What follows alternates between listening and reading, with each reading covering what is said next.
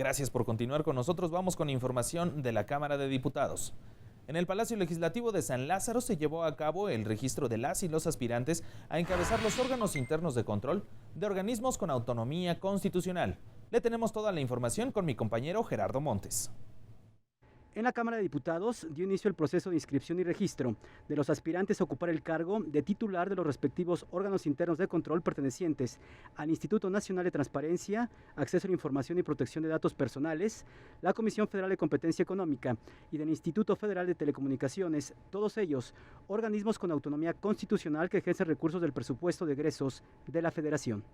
En este proceso, que se desarrollará del 17 al 19 de mayo, las y los aspirantes deberán cumplir y acreditar ante las Comisiones Unidas de Transparencia y Anticorrupción y de Vigilancia de la Auditoría Superior de la Federación de la Cámara de Diputados diversos requisitos, entre los que están ser ciudadano mexicano en pleno goce de sus derechos civiles y políticos, tener 35 años cumplidos el día de la designación y contar al momento de su designación con una experiencia de al menos 5 años en el control, manejo o fiscalización de recursos, responsabilidades administrativas, contabilidad gubernamental, auditoría gubernamental, obra pública, adquisiciones, arrendamientos y servicios del sector público. El diputado Luis Maldonado refirió que este proceso es fundamental debido a que forma parte del nuevo sistema de fiscalización. Pues se trata de que todo organismo, desde el nivel municipal, los niveles de los gobiernos estatales y en este caso en el ámbito de los organismos constitucionalmente autónomos, se sujeten a las mismas reglas de control y de rendición de cuentas. Posteriormente al proceso de registro, las Comisiones Unidas de Transparencia y Anticorrupción y Vigilancia de la Auditoría Superior de la Federación analizarán la información y documentación presentada por las y los aspirantes, integrarán una lista de candidatos aptos para ocupar el cargo de Contralor Interno de estos organismos con autonomía constitucional, quienes después deberán comparecer ante los integrantes de las Comisiones Unidas. Para que podamos sostener de manera directa con los aspirantes pues un diálogo en el que podamos conocer su visión, eventualmente incluso su proyecto de trabajo al frente de estas contralorías. El presidente de la Comisión de Vigilancia de la Auditoría Superior de la Federación explicó que la función de un Contralor Interno es vigilar que las autoridades, en este caso los que laboran en órganos con autonomía constitucional, ejerzan correctamente los recursos públicos que les destina anualmente la Cámara de Diputados a través del presupuesto de egresos de la Federación. De encontrar alguna anomalía deberán reportarla oportunamente.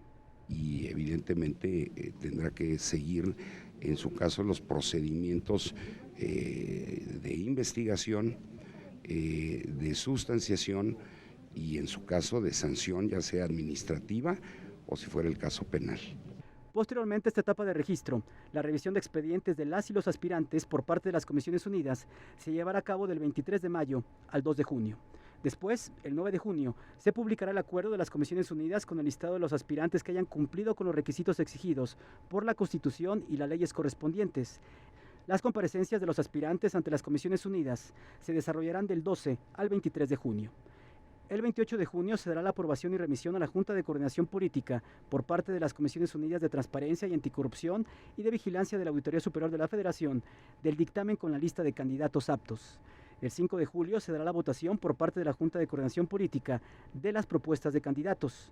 El 6 de julio, la Junta de Coordinación Política emitirá la notificación correspondiente a la mesa directiva. La votación por el Pleno de la Cámara de Diputados y protesta de los titulares designados se dará más tardar el 12 de septiembre de 2017. Para Noticias del Congreso, Gerardo Montes. En Palacio Nacional, el Centro de Estudios de Derecho e Investigaciones Parlamentarias de la Cámara de Diputados realizó los 12avos diálogos constitucionales, el 170 aniversario del Acta Constitutiva y de reformas de 1847. Los detalles a continuación. Luego de un año de trabajos, el Centro de Estudios de Derechos e Investigaciones Parlamentarias de la Cámara de Diputados clausuró los diálogos constitucionales llevados a cabo en el marco de las actividades conmemorativas del centenario de la Constitución Política de 1917. Hemos escuchado las voces de las comunidades y pueblos indígenas refiriéndose a nuestro texto y a la Carta Magna. Se han escuchado las voces de expertos en los diferentes instrumentos de su defensa. Asimismo, los aspectos sobre el desarrollo sustentable, sobre el propio desarrollo económico. Respecto al 170 aniversario del acta constitutiva y de las reformas realizadas en 1847, los ponentes resaltaron sus aportaciones fundamentales al tiempo de exponer que permitieron prolongar el constitucionalismo mexicano, adaptándolo a los cambios sociales. En primer término, y ya se mencionó, el juicio de amparo. El juicio de amparo entra en el régimen constitucional mexicano en el acta de reformas de 1847. El sufragio universal. En crear las condiciones sociales, económicas, culturales, civiles y políticas para que se puedan producir un clima adecuado para los derechos de orden social, de orden económico, de orden cultural, de orden político y de orden civil. El Acta de Reformas de 1847 consagró sistemáticamente los derechos fundamentales y reservó los de carácter político a los ciudadanos. Y para protegerlos instauró el juicio de amparo en un esquema de control de constitucionalidad de leyes y actos de autoridad. Pero la primera vez en la que se alude con sus letras a derechos del hombre es justamente en el texto de 1847. El Acta Constitutiva y de Reformas de 1847 establece el mecanismo de distribución de competencias que es el que formalmente, aunque con un fraseo distinto, mantenemos hasta ahora. La vicepresidenta de la mesa directiva, la diputada Sharon Cuenca, definió los diálogos constitucionales como una experiencia que permitió ahondar en diversos temas de trascendencia para el desarrollo del país.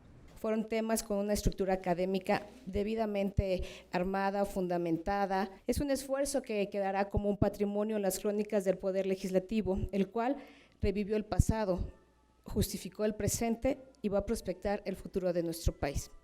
Posteriormente se hizo la entrega de reconocimientos y facsimilar de la Constitución Política de los Estados Unidos Mexicanos de 1917 a los participantes en este evento.